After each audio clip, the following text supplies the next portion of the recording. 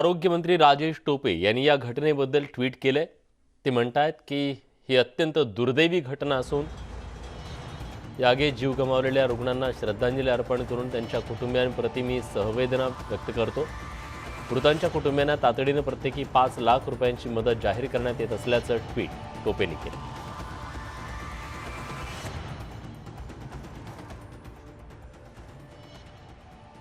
या सगळ्याबद्दल अधिक तपशील देण्यासाठी आता आपल्या सोबत अहमदनगरवरून साहेबराव कोकणे जोडले गेलेले आहेत। साहेबराव, ही दुर्दैवी घटना नेमकी कशी घडली याच्याबद्दलचा काही तपशील समोर येऊ शकलेला आहे का आणि आताची काय परिस्थिती आहे?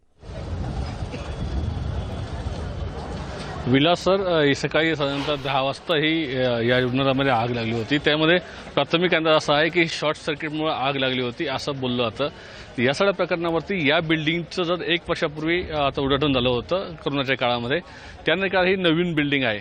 नवीन बिल्डिंग झाल्यानंतर त्याचं फायर ऑडिट, टेक्स्चर ऑडिट व्हायला पाहिजे असतं, त्यानंतरच या सगळ्या सुविधा सुरू करता येतात।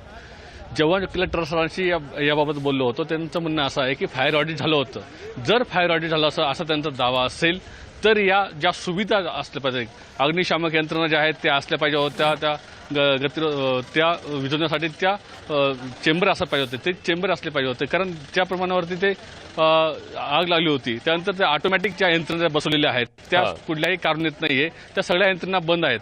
आणि जर तुम्ही जर यंत्रणा फायर ऑडिट केलं होतं तर ज्या वेळेस ते यंत्रणा आहेत हव्या होत्या त्या चेक केल्या होत्या का नाही, ते ॲक्टिव्ह आहे का नाही, त्या पाहिल्या होत्या का नाही, हे सगळे प्रश्नचिन्ह उभे झालात। त्यांचं म्हणणं असं आहे की सिव्हिल सर्जनशी जेव्हा मी बोललो तर त्यांचं म्हणणं असं होतं की या सगळ्या प्रकरणामध्ये आम्ही फायर ऑडिट केलं होतं, सगळं कारण होतं। पण ज्यावेळेस मी अग्निशामक दलाचे अधिकारी आहे त्यांच्याशी याच्यासंबंधात बोललो तर त्यांचं म्हणणं असं होतं की याच्यामध्ये ज्यावेळेस आम्ही ऑडिट केलं होतं त्यावेळेस काही त्रुटी याच्यामध्ये होत्या आणि त्या कंप्लेंट करण्याचे आदेश, तसं लिखित पत्र आम्ही सिव्हिल सर्जन दिलं होतं। तर त्यांनी पत्र दिलं असेल तर त्याच्यावरती काय कारवाई झाली हे पाहावं लागेल। आणि ह्या सगळ्या प्रकरणामध्ये ज्यावेळेस एखाद्या ICUमध्ये 17 जणांमध्ये उपचार सुरू होते, 17 पैकी 11 जणांना आज विशाल सर यांचा मृत्यू झालेला आहे, फक्त आणि फक्त अधिकाऱ्यांच्या दुर्लक्षामुळे। याच्यामध्ये शिवसेनेचा एक उपजिल्हा प्रमुख आहे शिरीष जाधव यांनी 8 दिवसापूर्वी एक पत्र लिहिलं होतं, जे एक्सप्रेस फीडर या रुग्णालयात दिलेलं आहे त्या एक्सप्रेस फीडरमधूनच इथे एक खाजगी रुग्णालय आहे त्यांना इथून लाईट दिली आहे, त्यामुळे फंक्च्युअल होऊन याच्यामध्ये अपघात होऊ शकतो अशी त्यांनी 8 दिवसापूर्वी पत्र दिलं होतं। ते पोलीस अधीक्षक असो किंवा इथले प्रशासन आहे यांनाही पत्र दिलं होतं। त्यांनी आज आपण त्याशी बोललो तर त्यांचं म्हणणं असं आहे की त्या प्रकरणामुळे या ठिकाणी आग लागली, जे दबाव लाईटीचा वीज ॲडजस्टमेंट करण्याचं यंत्र आहे त्याच्यामध्ये फंक्च्युअल होऊन याच्यामध्ये आग लागली असावी असा त्यांचा अंदाज आहे। जर असं असेल तर त्या अधिकाऱ्यावरती कारवाई कधी होणार हा एक प्रश्न आहे। याच ठिकाणी दोन्ही खासदार जे आमदार या ठिकाणी येऊन गेलेले आहेत। जर सुजय विखे यांनी मागणी केली आहे की जे मृत्यू झालेले आहेत त्यांच्यापैकी त्यांना 10 लाखाची मदत द्यावी आणि त्यांच्या घरामध्ये जो एक मोठा माणूस असेल त्या नोकऱ्यांची मागणी केलेली आहे आणि जे काय दोषी असतील त्याच्यावर कारवाई करण्याची मागणी त्यांनी या ठिकाणी केली आहे। विलास सर, धन्यवाद साहेबराव, तुम्ही दिलेल्या सगळ्या सविस्तर माहितीबद्दल।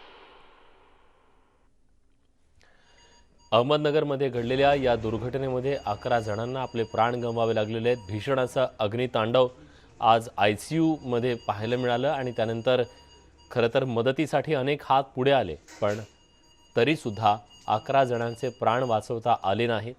अत्यंत दुर्दैवी ही घटना म्हणावी लागेल। ऐन दिवाळीमध्ये या संपूर्ण रुग्णांच्या कुटुंबियांवरती दुःखाचा डोंगर कोसळलेला आहे। महाराष्ट्रातली ही पहिली घटना आहे। कोरोनाच्या संकट काळात या आधीसुद्धा अनेक जिल्ह्यामध्ये असे प्राण गमवावे लागलेले आहेत।